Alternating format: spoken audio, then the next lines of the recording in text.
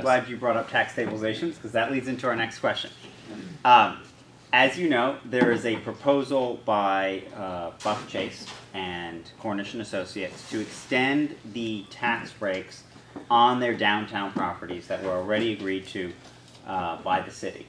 Do you support that proposal or are you opposed to it? Yeah, so I'm very, very concerned, and I'll tell you outright, I come into this very skeptical of TSA agreements in the way that they've been implemented for a long time. You know, we're choosing favorites, we're choosing winners, and worst of all, we're finding out after 10 years, after 15 years, that the numbers still don't work, and the developers tell us that they still can't pay the taxes on them. I am against extending these unless we get a reassurance that the municipality, that the city, is going to receive its return on any investment that it makes through a subsidy.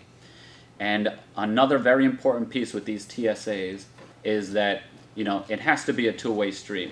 If you receive a subsidy from the city, it's because you're giving something to the city in return.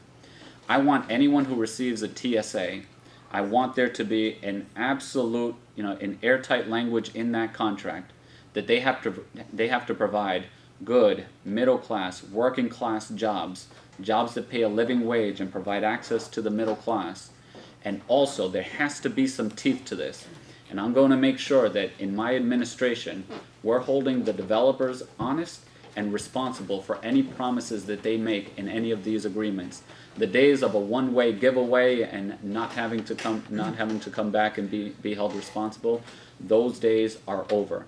We're not going to pick winners and losers in that way anymore. We have to be strategic about it, and so that's the approach I'm going to bring with all of these TSAs.